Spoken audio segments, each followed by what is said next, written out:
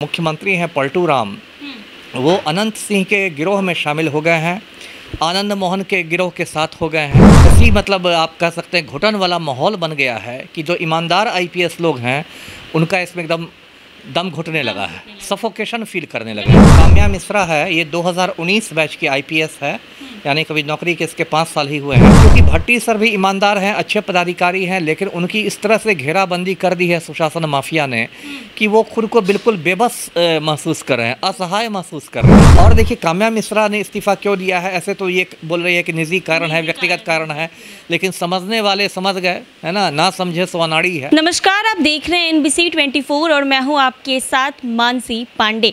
जिस कदर बिहार में क्राइम का ग्राफ बढ़ रहा है ये बताने की कोई बात नहीं है। आप अपने आसपास के घटनाओं से हो रहे का जो भी माहौल है वो देखकर अंदाज़ा लगा सकते हैं कि कैसे क्राइम का लेवल बिहार में बढ़ रहा है। कहने को तो बिहार में डबल इंजन की सरकार है, लेकिन उसके बावजूद बिहार का ये हाल है। जी हाँ, आप सभी को पता होगा कि बिहार सरकार में और दरभंगा की ग्रामीण एसपी काम्या मिश्रा ने इस्तीफा दे दिया है। काम्या मिश्रा ने इस्तीफा देने की वजह निजी कारण बताई है, लेकिन इसके पीछे का क्या वजह है आइए हम पूर्व आईपीएस अमिताभ दास सर से जानते हैं। सर, काम्या मिश्रा ने इस्तीफा दे दिया है, उन्होंने निजी कारण बताया है, लेकिन आपको क्या लगता है कि आखिर इसके पीछे की वजह क्या रही होगी? लेकिन निजी कारण तो कुछ नहीं होता है, व्यक्तिगत कारण निजी कारण तो कहने की बात है, असली कारण तो कुछ और होते हैं।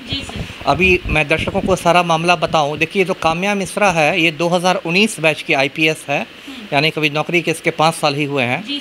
उड़ीसा की रहने वाली है मूलतः, और पटना में एएसपी सचिवालय थी, तब भी इसने अच्छा काम किया था और एसपी के रूप में पहली तैनाती इसकी हुई है दरभंगा में ग्रामीण एसपी के रूप में। कल से ये खबर बिहार में मतलब जंगल की आग की तरह फैली है कि काम्या मिश्रा ने आईपीएस से इस्तीफा दे दिया है, नौकरी छोड़ दी है। तो इस पर काफ़ी चर्चा है और चर्चा होनी भी चाहिए कि सिर्फ 5 साल की नौकरी के बाद कोई आईपीएस ऑफिसर क्यों रिज़ाइन कर रहा है, नौकरी छोड़ के जा रहा है। छुट्टी पर भी जा सकती थी, बहुत सारे विकल्प थे, नौकरी ही क्यों छोड़ रही है।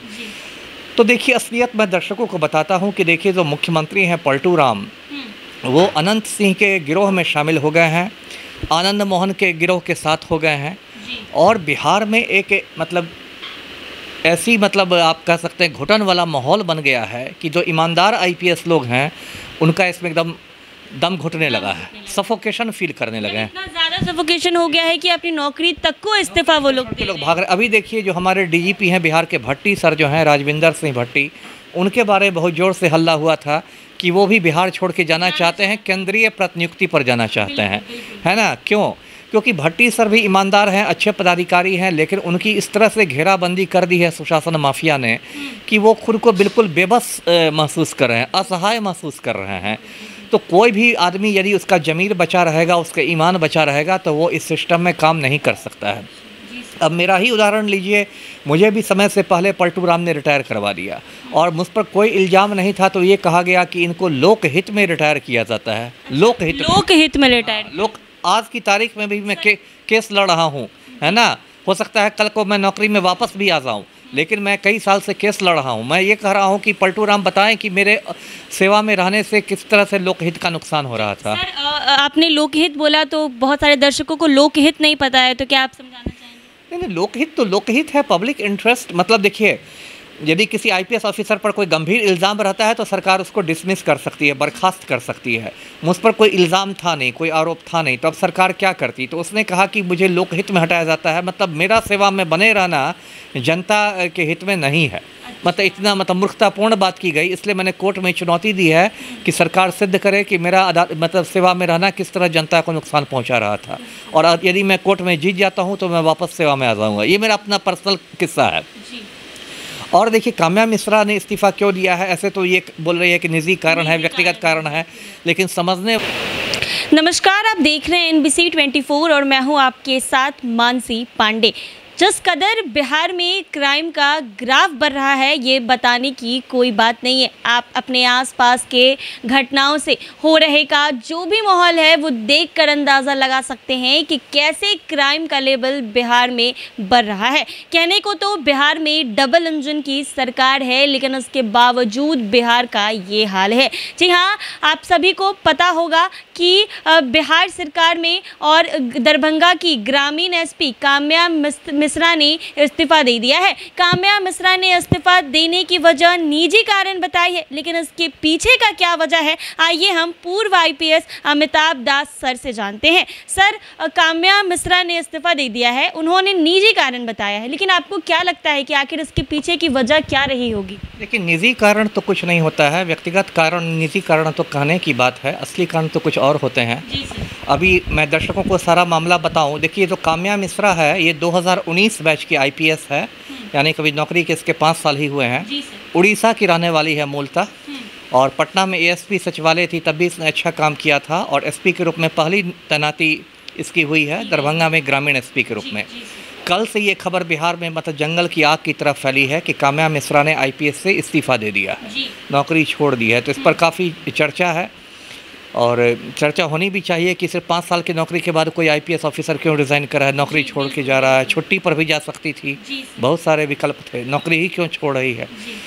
तो देखिए, असलियत मैं दर्शकों को बताता हूँ कि देखिए, जो मुख्यमंत्री हैं पलटू राम, वो अनंत सिंह के गिरोह में शामिल हो गए हैं, आनंद मोहन के गिरोह के साथ हो गए हैं, और बिहार में एक मतलब ऐसी मतलब आप कह सकते हैं घुटन वाला माहौल बन गया है कि जो ईमानदार आईपीएस लोग हैं उनका इसमें एकदम दम घुटने लगा है, सफोकेशन फील करने लगे हैं। इतना ज़्यादा सफोकेशन हो गया है कि अपनी नौकरी तक को इस्तीफा वो लोग भाग रहे। अभी देखिए, जो हमारे डीजीपी हैं बिहार के भट्टी सर जो हैं, राजविंदर सिंह भट्टी, उनके बारे में बहुत ज़ोर से हल्ला हुआ था कि वो भी बिहार छोड़ के जाना चाहते हैं, केंद्रीय प्रतिनियुक्ति पर जाना चाहते हैं, है ना। क्यों? क्योंकि भट्टी सर भी ईमानदार हैं, अच्छे पदाधिकारी हैं, लेकिन उनकी इस तरह से घेराबंदी कर दी है सुशासन माफिया ने कि वो खुद को बिल्कुल बेबस महसूस कर रहे हैं, असहाय महसूस कर रहे हैं। तो कोई भी आदमी यदि उसका ज़मीर बचा रहेगा, उसका ईमान बचा रहेगा, तो वो इस सिस्टम में काम नहीं कर सकता है।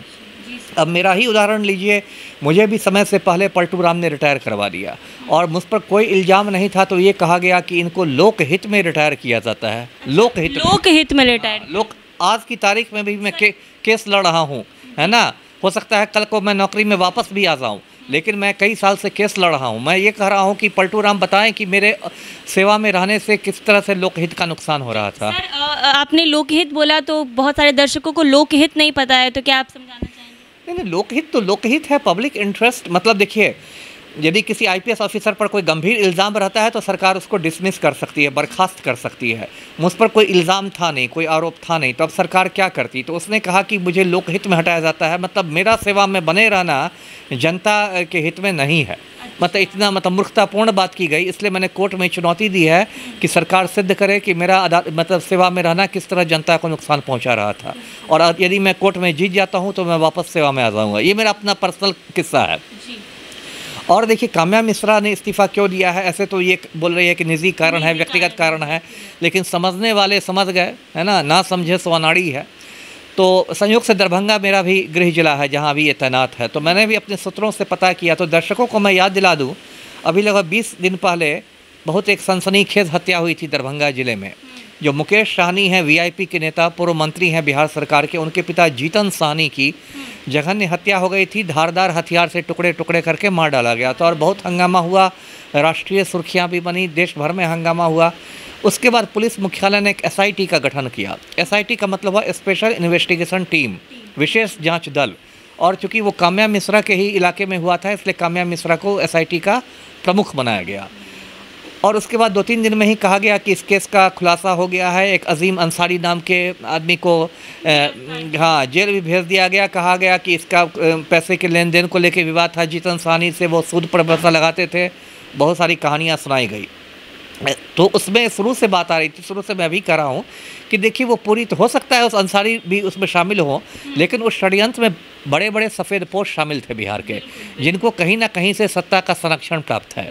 और ऐसी चर्चा है पूरे दरभंगा में, और दरभंगा के पूरे बिहार में चर्चा है कि लगातार काम्या मिश्रा पर इस बात का दबाव था कि वो असली हत्यारों को, जो सफ़ेद पोश लोग हैं, जो षड्यंत्र में शामिल हैं, उनसे ना पूछताछ करें, ना उनकी धरपकड़ करें, उन पर हाथ नहीं डाले।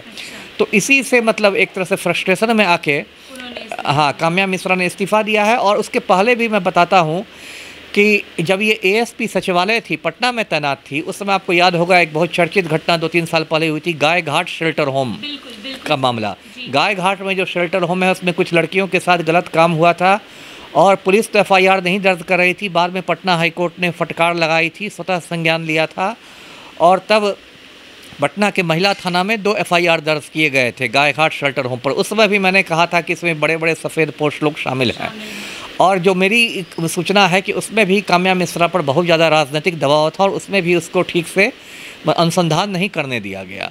तो ये उड़ीसा की रहने वाली और मुझे लगता है कि बिहार में आके ये 5 साल में ही इसका इतना फ्रस्ट्रेशन लेवल बढ़ गया कि जब मैं कुछ कर ही नहीं पा रही हूँ तो फिर आईपीएस की वर्दी पहन के क्या करना है।